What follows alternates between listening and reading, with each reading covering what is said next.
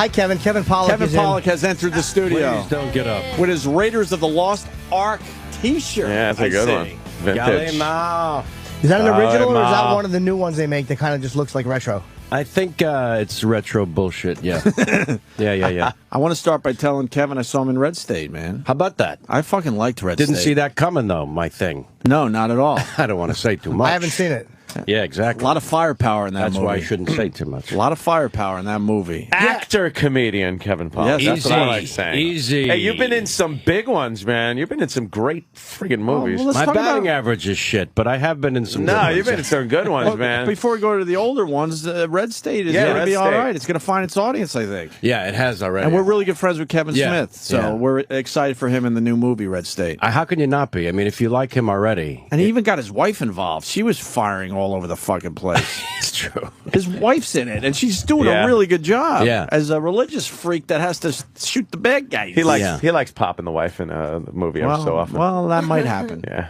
Oh, popping the wife? No, he likes popping her in the movie. But she also- not popping her in the movie, which would mean Oh. having some kind of sex with her in the No, movie. No, in or the movie. popping the wife. Or shooting her in that the movie. might happen. You're going to have to see Red State for yourself Yeah, to see yeah. what Kevin does to his wife in the end. I had Kevin to back Smith, not off Kevin following him on Twitter a little bit. I love him. He does tweet. Because he talks a little too much about ass play with the wife. I was like, on Twitter, and I thought, this is great, good for you, but I don't know that I need this in my life. Yeah. now. I'm having cereal. Yeah, it's like, Does he bang his wife in the ass? Is what he's tweeting. That's nice.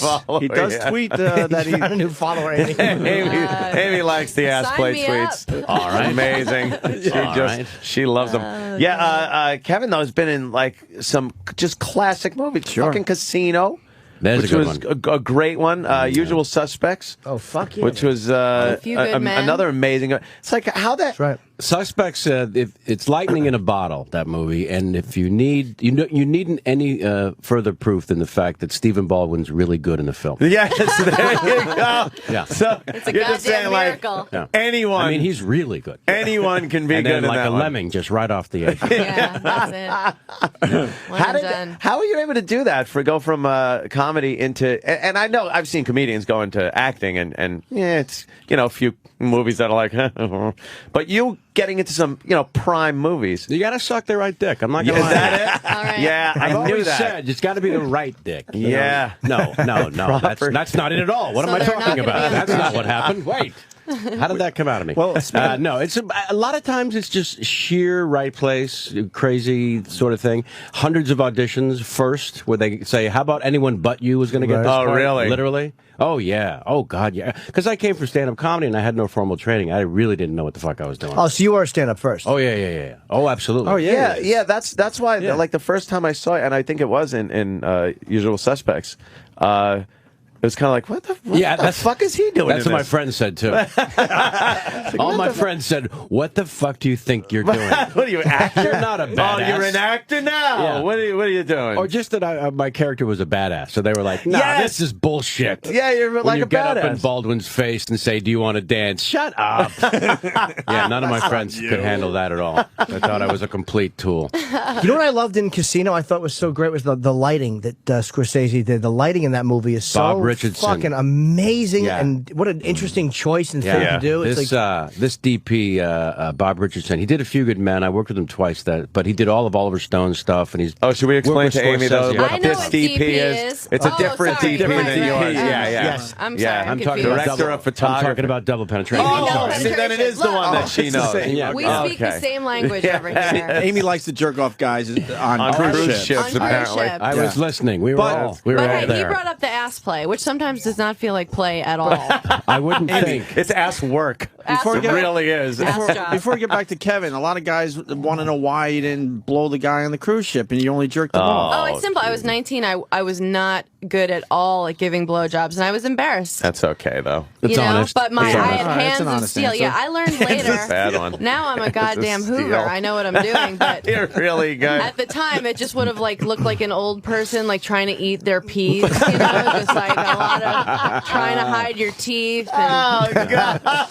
spitting all over yourself. Trust me, he got the better. He got the better deal? Better to just take the handy and the all-you-could-eat shrimp. Yeah, and he got the better memory. Yeah. The midnight chocolate buffet. 19-year-old came at me he went like and saw the magician, and then I made magic with my left. So that would have been. You're right. You made a wise choice. Yeah. What a horrible experience for him it would have been for a 19-year-old old woman to come out of it. No, it would have looked like the end of Awakenings. Like nobody wants me near their cock at the time. Oh no! When he's trying to build the house and he just keeps knocking shit over. Oh no! The medicine's not working. It's wearing off. Oh boy! How awkward! Robin, you lied. You were great in Awakenings, by the way. Thank you very much. I loved your scene. Thank you very much.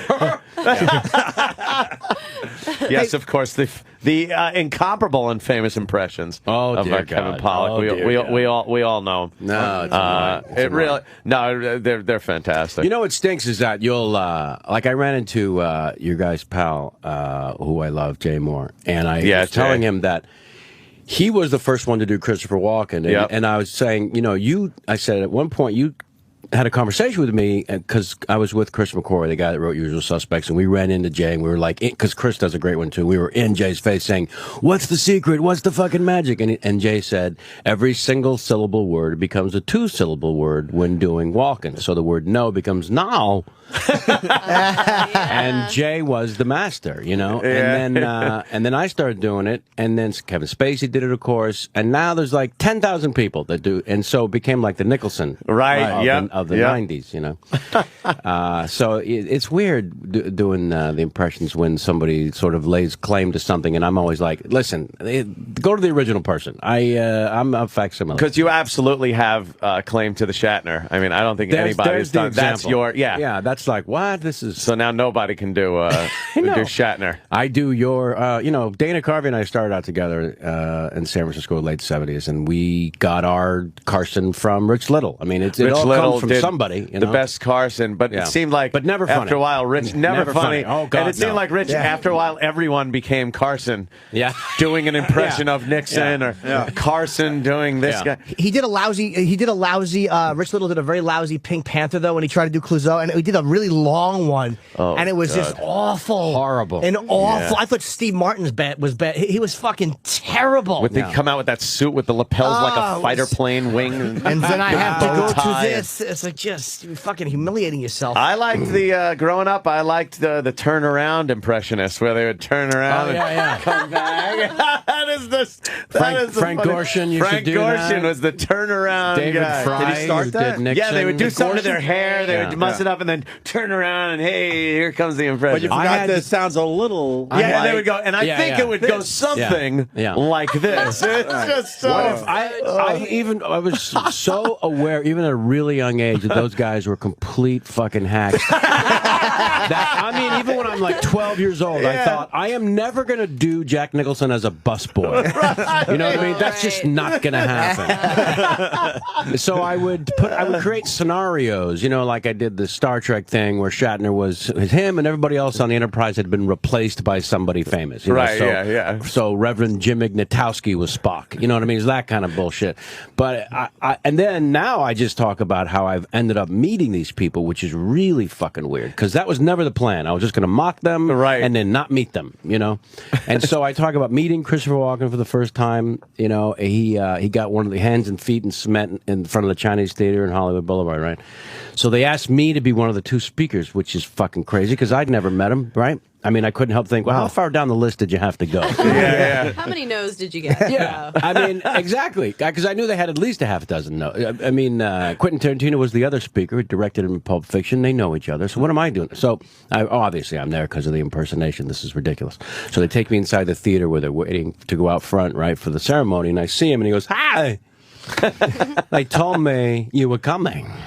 Thanks. Thank you. Thanks. And I'm thinking, he's doing the voice. Yeah, that's the guy. And it's way better than mine. And then that's the fucked up thing is that, you meet the actual person and you're suddenly a retard. I mean, and you're instantly an idiot. Sometimes the impression goes over so well and then you actually see the person doing it, or maybe even on television you'll see him and realize, wow, I really don't sound like the guy. No, but so why is this working? Like, why does this impression work? You tap into something that the audience digs about the person, you know, absolutely. It's very odd. Shatner was a cool person to meet. Like the first time I met him. Oh, yeah. Funny guy, and just sitting there, he was talking about a talk show or one of the projects that he had, and I would not stop, because I've been a Star Trek geek my entire life. Oh, yeah. And I wouldn't stop just pounding him with questions, like very detailed questions on episodes.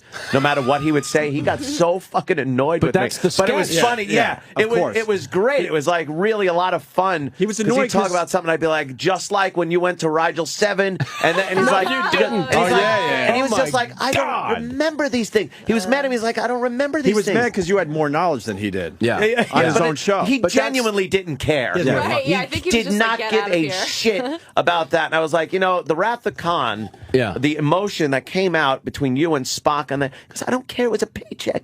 It was just, but it was very, very fun, and had a great sense of humor about it. That was the turning point in his career when he went on Saturday Night Live and did that moment. Get a life, yeah, you people get a life, yeah. That was it, because you're like, wow, he's in on the joke finally. Yeah, finally in on the joke. Yeah. How was I heard Tom Cruise said something about when Nicholson, when they did fucking The Few Good Men, everybody was kind of like, when he came on the set, even the other actors were kind of awed that he was around. Yeah, it was, well, I expected him to be aloof. I figured if you're that cool to 4 different generations, you'll have people talk about you, not to you.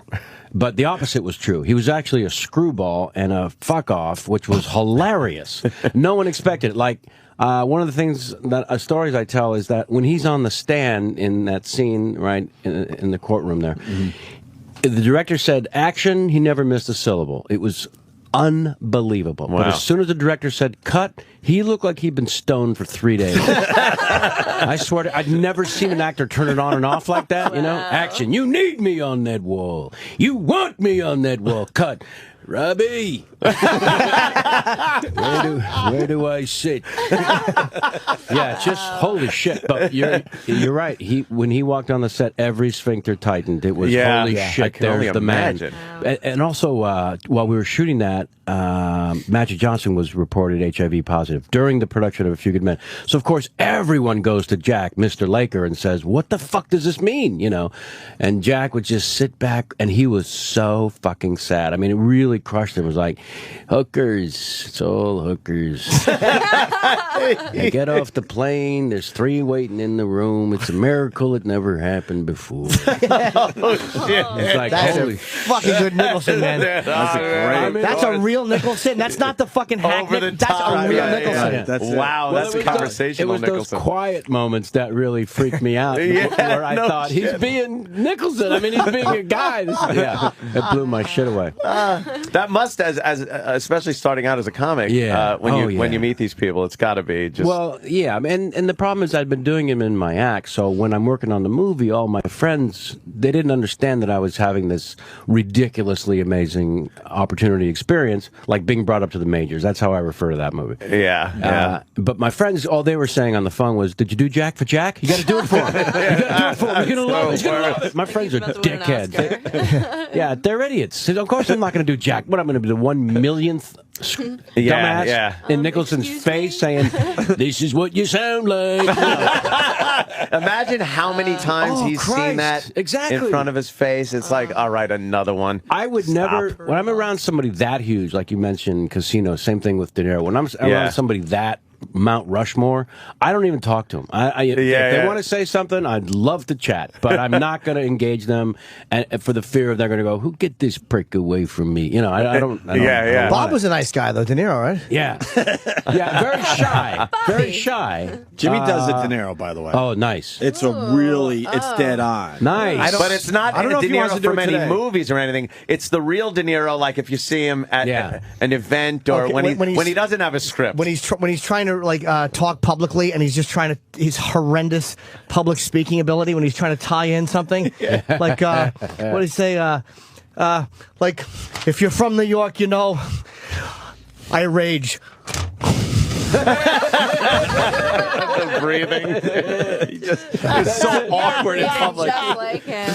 It's just horrendous and everybody's uncomfortable. Really uncomfortable. That is perfect. Those are the things. You get the little crazy nuances about these people. Yeah. To me, that's how, like, Carvey was always amazing about finding the one little fucked up thing with the George Sr. not gonna do it. You know, that little screwed up little and key. it didn't have to, the voice didn't have to be the voice. It was just that little idiosyncracy. Yeah, that I remember being on the phone with him when he was doing the show, and he said, I got to do Ross Perot this Saturday. And I said, what? What are you going to fucking do? He said, I don't know. They gave me some tapes of him on Larry King I'm supposed to watch. You know, no one had ever tried to do Ross at that point. And he said, I'm going to watch these tapes. So we're talking on the phone, and by the end of the call, we both have an amazing Ross Perot impression. And I said, this is fucked. You're going to become famous for doing Ross Perot on Saturday, and I'm just a dickwad doing your act. You know what I mean? That's the screwy thing about doing those voices. What's the best impression of any? Like, what is your favorite impression of anybody? To hear someone else do? Yeah, that somebody does. I think mine might be. And the best one he enjoys doing. My favorite one to hear might be Jay doing Colin, because it's such a weird one, and I know Colin so well. That's extraordinary. That's an odd one to do. That's a flawless, creepy. Or Keitel, Yeah, when he ridiculous. put Colin Quinn in Reservoir Dogs, that was just Holy fucking shit. brilliant. Yeah, But his great. thinking changes when he does Colin. Like, he starts to think like Colin. That is the screwy thing. If you go Deep Space Nine with these, when I do Albert Brooks, I think faster and funnier than I do as myself. It's true. There's a possession weird thing that actually Just happens. live like him. Is it me? Am I crazy? I'm going to go lie down. Here's the thing. Oh, my God. Nemo, I got to stop saying it. But I would say, his Colin Quinn is sick, crazy, ridiculous. And it is one of those ones that it gets creepy funny. Yeah. And then Dave Coulier's Pesci is fucking ridiculous. Really? And his Super Dave Osborne is sick, ridiculous. It's hard to find people that do a good Pesci. Like, you see a lot of the over-the-top ones that you see all stutter and prick 50 times, but you find a guy who really captures them. Yeah. You're like, I want to hear JFK Pesci. That's who I want to fucking hear. That's who I want to hear. That's the creepy. Describe your neck and the wig. Go. Growing up, were you kind of a minor bird watching television all the time and doing imitations? Like the first one, I think whenever Columbo was first on, I would just try to make my mom laugh by crossing my eyes and saying, I'm sorry, am I bothering you? What's the problem? And then I did that on Carson, and I ran into Peter Falk like at a grocery store in L.A., and he said, how do you do that with your eyes? Me, I understand, but how do you do that? Plays great on radio. I'm moving the one eye. But I taught Carson to do my next time on. I taught him how to cross just one eye, because he was kind of fascinated by it. And they said in the pre-interview, they said, "Can you teach Johnny how to do the eye?" I said, "Yeah, shut up." So, but then how about this? This is what really, to me, typifies why Carson can never be replaced, and why. You're talking about Carson Daly, right? I am indeed. Please, I thought that was fairly obvious. And you mentioned talk show host, legendary Carson Daly. Can't be replaced. You think of Carson Daly for sure. So that's hilarious. So I taught him to do the Columbo thing, right? And then whenever he brought me on to do the show, probably another 20 times before he retired. Jeez, how many Johnnies did you do? Not to interrupt your story. A couple dozen. Fuck, man. Well, because he liked impressions. Wow. He liked impressions. He did them himself, and it was like a parlor trick kind of thing to him. Yeah. And so he would introduce the guests. Right, they'd come out from his left, and you would pass in front of his desk, and for a second you'd have your back to the audience while he stood at his desk. Unlike Leno, who dances out behind the desk, "Hey, how's it going?" and hug you bullshit.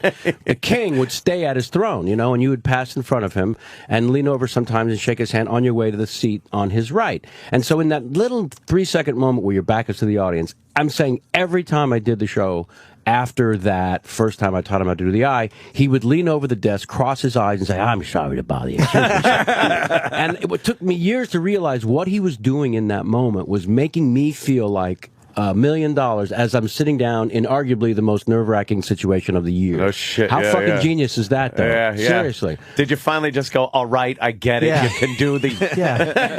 Towards the end, they said, you've got to bust Johnny's chops a little, because you've been on enough now. Now you're comfortable. He's comfortable. You got to do Carson for Carson. And I said, you can go fuck yourself. That is never going to happen, ever. That would have to be a tense moment. There's a little too much reverence there. Yeah. You know what his genius was, Carson? I'm sorry to interrupt you, but before Carson was that you never realized that he had been pre-informed. Like, because he would say something like, I understand you were in Aruba. And I never once thought, how the fuck would he know that? That fucking set up for a stupid story that they did through a phone fucking pre-interview.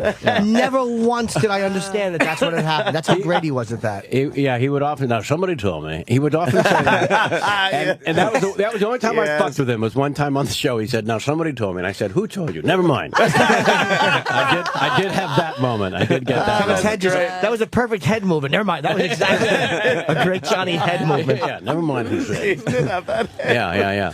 It is all, and the only experience I ever had like that was that time with Dice. Yeah. When we first met Dice, and I had done a Dice impression for years. Nice. And he actually... Well, that's why he was on the show, because he heard how great Ant's Dice was. That's how we connected. He actually started... I was getting on him, you know. Hey, jerk-off face, I don't need this garbage from you. And he sat there, and he goes... He actually said to me, he goes, I'm not going to argue with me.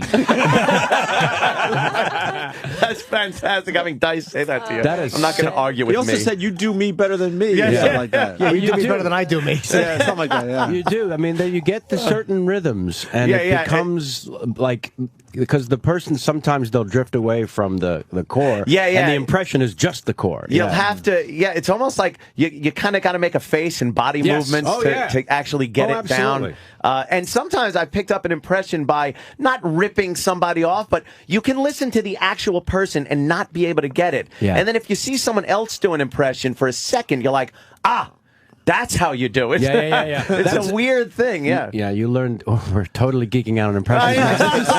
This is awesome. What's the one you're most proud of that you're like, not necessarily has to be your best, but the one you're like, I picked out this trait that I'm so happy I that no one else like, did, is there a trait you picked out of somebody that... The only one I do, I think, that I've never heard anyone else do is Alan Arkin.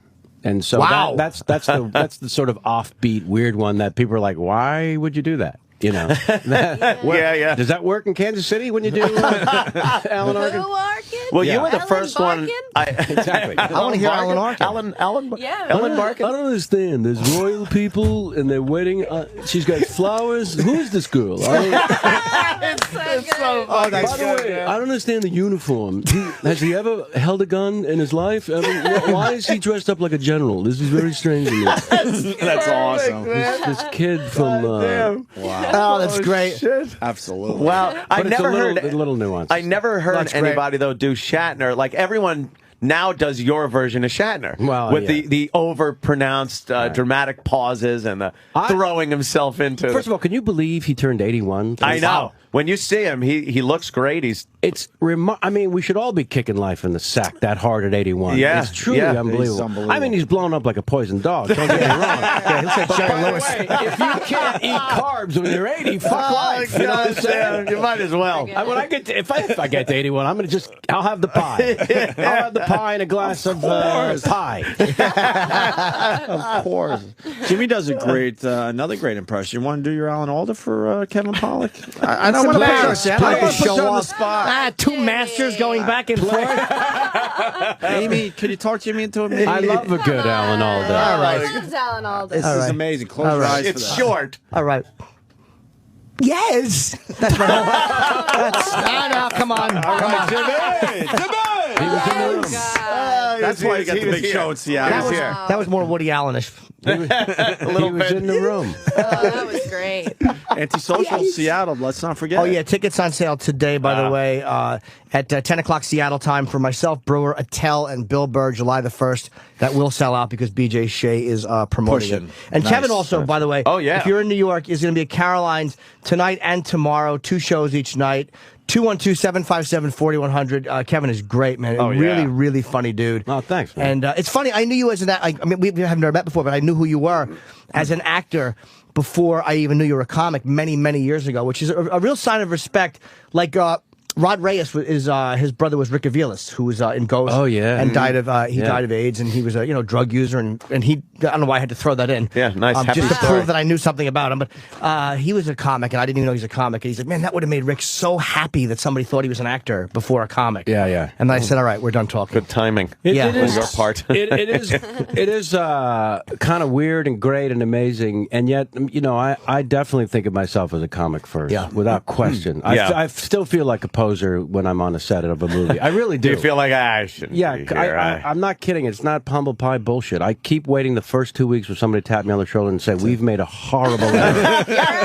Yeah, we're on to you. You really don't know what you're doing. The good thing is though, when I watch your movies, I don't think like, oh, there's Kevin Pollak, the comic, impressionist, because you really do pull it off. I don't know how you bullshit these people. I don't you do pull it off. I mean, it's amazing. You know how it is for some comedians. I think you're more comfortable on stage than we are in life. There's that because you're in control or whatever the fuck it is. I don't know. But there's something about being comfortable in front of an audience. And that's all it was. When I got on set to do the first movie, I was just comfortable in front of the camera. Nothing really about that bothered me or tripped me out or anything. So that was it. And then on A Few Good Men, there was a great character actor who passed away, J.T. Walsh. Oh, fuck, man. Fucking genius, right? He was great. And so he sees me doing the thing, and he starts telling me, you're doing good work. And I said, I swear, I'm like confessional now. I said, I don't know what the fuck I'm doing, honestly. This is like number 8 for me, and I don't know if there's going to be a number 9. And he said, no, what you're doing is actually a technique called less is more. You're just kind of throwing it away, that's the best stuff. When you never get caught acting. So we do every day on this show, right? Yeah, less is a lot more. Yes, every day. Phone that fucker right in. But it's it's you get out of your own way kind of bullshit. That's all. I don't know if you ever played golf or anything. It's like the harder you try, the worse you fucking are. It's the same thing. When you finally decide after the first hole to say fuck it. Yes, I'll have a beer instead. Son of a bitch! I suck at this game. Yeah. My favorite thing in Casino was an odd thing that Sharon Stone did. Her fucking I'm a loud drunken whore run. Yes. That run she did when she was wobble walk running, it was the fucking greatest wobble. great. What a It's the fucking best work. Be careful. I've been there. Be careful. That line is great. Be careful. Yeah. It's trying to make like everything's cool. God. Best work by a million miles for her. Oh, was she Yeah. great? By a million Matt. miles. Really good. Yeah, that's astonishing. the whole movie. And those are the movies that it doesn't matter. You're going through the channels, bop, it's on. The That's remote it. goes That's right on it. the couch, Yeah. and you're watching no matter where you come in on it. Yeah. That's Pack a lunch. It's not a short film. And the soundtrack is unfucking believable. Yeah, Again, yep. he's so great at that. Yeah. The first like 45 minutes with the double voiceover between Pesci and Oh De yeah, Niro it's is fantastic, man. sick crazy as they tell you how they made Vegas. Oh fuck. And it doesn't seem like a forced. Okay, we got to spoon feed the audience with Right. the voiceover. Yeah, the it's just exposition, very though. natural. Yeah. My favorite part We're of actually that- selling that Casino was a good Yeah. movie. Wow, we're really out on a You limb guys here. discovered it. It's like an indie film that we found. We like discovering new things, We pass it along to the You're audience. here to promote Casino, right? In theaters 12 years ago. I just want people to get a chance to see it. I gotta tell you, watching Don Rickles rip into De Niro on the set was maybe one of my favorite moment in my history of show business. We love Rickles. Well, first of all, Rickles tells me that he found out that De Niro kind of, ever since he was a kid, was in like a put-down group on the street corners growing up. Your mother this, your mother that. And to them, Rickles was God. So Rickles tells me he knows that De Niro worships him, basically. So Rickles, of course, Rickles just can't wait to get on the set in front of everyone. So I'm telling you, in the middle of a take, we're on the casino floor standing next to each other, and De Niro is saying his dialogue. Cameras rolling, Scorsese's watching, hundreds of extras on the casino floor. De Niro is speaking his dialogue. In the middle of it, Rickles would say, "Is that it? Is that how you're going to do it? Like that?" No, you got the awards. I'm sure you know what you're doing. Go ahead. and De Niro is weeping with laughter. He can't fucking believe how hilarious this is. I mean, just literally like crying with that big De Niro face. And just every chance he got, there was another big scene where Alan King's character presents my character with a giant mock-up check, right? 60-something million to build a casino, right? So there are these dais tables and a little podium, and I'm sitting there, and Rickles and Alan King, and we're waiting for De Niro to join us to shoot the shot. And there's like 100 extras portraying the press corps that are capturing this moment, and they're standing around, milling around while we're waiting. Well, Rickles has got a captive audience, so he starts hammering these extras. What do you make, $40 a day in bad fish off a truck? Good for you. And he's just hammering them, and they're loving it, and everybody's laughing. He goes off for maybe 15 minutes, and finally he settles down into the chair, and he's just sitting there for a second. And just then De Niro walks on the set, and Rickles lunges back at the microphone, pointing at the extras, saying, "All right, which one of you said he's gay? He's here now." And again, De Niro just stops, makes the face, and he's laughing like a fucking child. It was sick, incredible. Is there a line that Rickles had about him? Because he was talking about how boring De Niro was. He was fucking with him, and he said, I watched a fly die on his face. Is that Rickles' line? Yeah, that sounds right. Pesci did not like it, by the way. Really? No, didn't care for it. Because Rickles would literally go after him in front of 300 extras, and it was just too... he said to...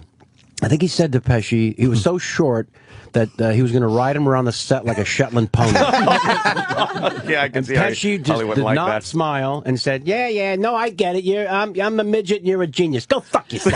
But I mean, he was serious. He wasn't going for. Oh God, that was odd. Yeah, that was a quiet moment. Holy shit! Yeah, wow, why didn't he? How would you? Exactly. How do you not? It's Rickles. Yeah. All he does is attack people. Yeah. No, it was a tremendous. Yeah. Hanging out with him probably was my favorite part of the whole experience, to be honest with you. Amazing, Rickles, because you talk yeah. about Mount Rushmore, forget it. Sure. That's it. Was he thrown by Pesci's snub, or he didn't give a fuck? Oh no, he kept going after him. Yeah, you could just tell. The more at Joe that point. fought it, the harder he came after him. You know what? If you're not afraid to attack Sinatra in the fucking late 50s and early 60s, Exactly. you Yeah, don't yeah. care about Pesci. Yeah. He really didn't. We played on I loved his fucking going after Reagan at the inaugural. That's genius. My favorite too. There's never been a harder audience than 10,000 people at Reagan's inauguration, and he went out and he murdered. Yes. Yeah, he's as fearless, I believe, as any comedian's ever been in history. I really do. It's I really do. we all talk shit, but he would do Right. it to Sinatra when the mob was in the audience. Just absolute balls on Rickles. making mob jokes. Yeah. It's amazing, man. Is he looking? He would always say that. Is he looking over here? Alan King was great too. Yeah, well, not to Rickles. Rickles did not suffer Alan King well at all. Really? What do you mean? Yeah. Well, he would just say, "Did he mention the Kennedys?" He would just go after him like, "Oh, he's pals with him. He's hanging out like a Kenny Buckport, this kid." Yeah. He really went after him. Alan King? Also. Yeah. You could tell there was like an old rivalry or something. Something between going them. on Yeah, there. It was cool. Old It was school. actually cool. Yeah. Because we all went out to dinner and Rickles was just put out the whole time. It was hilarious. Wow. So Damn. De Niro loved being teased. Loved it. In front of everybody? Loved it because he loved Rickles more than God. It was unbelievable. I mean, Rickles was right. He had worshipped him his whole life, which is a bizarre connection. That is kind of odd, You'd yeah. never connect those dots, but apparently De Niro told someone. He said, "You don't understand. When I was a kid, this was a guy, and they would hang out on the street corner, and it was either a doo-wop group or a put-down group. Those were the two peer groups in De Niro's day, and one was, singing songs. The other one was your mother this, your mother." And so Rickles was everything to them. So to be attacked by the king Right. made him the happiest guy on the planet. And he would put his arm around Don like this, like his own father. It was really cool. And nobody ever, a guy like De Niro never gets teased Never. in front of people. I'm Never. telling you, every sphincter tightens. Nobody says, "There he is." That's all people say. That's When legendary. Yeah, He's yeah. It was like literally the single number one on the list of who should Rickles not attack. That's what everyone's thinking, and then there he goes. Then again, after you've gone after Sinatra and Reagan, it really there's What do you do after that to fucking impress Don There's Rickles? no one you can't It's go probably after. it's probably like a fresh catch for Rickles. It's like, how do I top myself? Yeah, yeah. I'll go after De Niro. This will And be he fun. and he's like one of the only people that could get away with saying anything to So anybody. again, if you get a chance, see Casino. Yes. And Yes, Rickles, Casino's Rickles will fantastic. be the Stardust September 11th through the 17th. But he would brutalize Carson on Carson. He would brutalize her. Oh, yeah. And Ed brutalize him. No one did that. No one attacked Reynolds or Burt Reynolds when he was on fucking.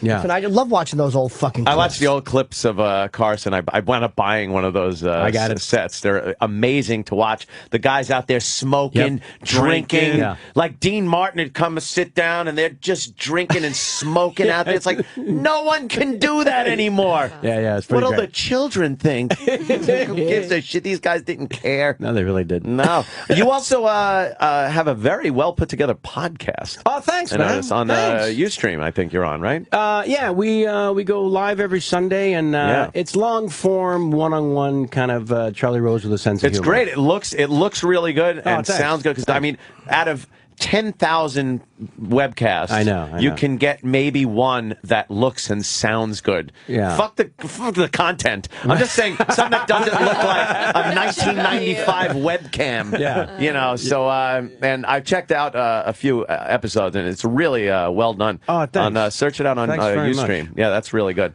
Yeah. What any movies coming up? Or Well, there's Red State, of course, and then another one, a big stupid studio comedy, but it's got pretty good. It's Steve Martin, Jack Black, Owen Wilson, and Rashida Jones, and Angelica Houston, Diane Weiss, Joel McHale. They couldn't get anybody. Jesus Yeah. Christ, Jesus. And the same guy that directed Devil Wears Prada. And so it's called The Big Year, and that's about the exciting world of bird watching. Oh, yeah, I heard about that. It sounds See, it's funny awesome. already. The exciting world. You've heard of this, Amy? Yeah, Steve Martin did my, I should have said that. Steve Martin did my Fuse show, and he was talking about how he did that movie. And he said it was awesome. He's like, big bluegrass guy. And Huge. Yeah. Yeah, the strangest thing ever happened. I ended up playing Carnegie Hall because of Steve Martin was doing this James Taylor 120th year anniversary show. Yeah. And, Steve was talking to his old friend James, and James said he wanted to do some kind of tribute to Lenny Bruce, because again, it was the 120th anniversary of the Carnegie Hall. So I get this email from Steve Martin saying, because we just did the movie, we don't really hang out or anything. He just, sort of reached out. It was What's his email fucking address? incredible. Larry King1 at AOL.com. And so he says, I talked to James Taylor, and he's looking to do something for Lenny Bruce, and I told him you could probably impersonate Lenny if he wanted that. So good luck if he calls you. And it's one of those things like every actor, when you meet with the director, the old joke is if the director says, can you ride a horse? You say, hell yes, I have a saddle in my trunk. Right. Yeah, what do you need? So sure enough, fucking James Taylor calls. I instantly shit myself, and he says, so man, can you do this thing? And I'm like, of course, you kidding? Sure. I've been doing Lenny for 30 years. I had never done Lenny Bruce. I hadn't even thought about doing Lenny Bruce. There's almost no video of him because they wanted to do it from the early days, not the later days when he hated everything, was hanging on the microphone. I made a point of not watching Dustin Hoffman because that was ridiculous. So I was like, how the fuck? And there was 2 appearances of him on Steve Allen's show. I just memorized that. But Steve Martin was there, as you said, doing his banjo stuff. Paying tribute to Scuggs, and the other guy is Flat. Yes, nice pull. Thank you. Who created the 5-finger pick and Foggy and the Mountain Beverly Breakdown? Hillbillies theme song. There you go. Flat at and that. Scruggs. Wow. Yeah, it's great. His, I watched a lot band. of television. Yeah, I guess so. Yeah, his band is amazing, and in between the banjo, you have to tune after every song. So he does stand up in between each song, and it was hilarious. Yeah. His stand up. He's hilarious without even trying. This guy, it's ridiculous. He was like, what did he say? He was tuning his banjo, and he's like, I only write songs about things I care about. So this next song's called Minimum Wage. Let's keep her right where she's at.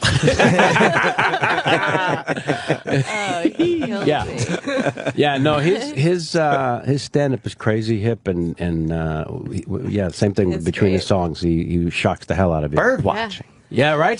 The exciting world. It's funny. The only bird watching movie I ever really enjoyed was The Woodsman. What a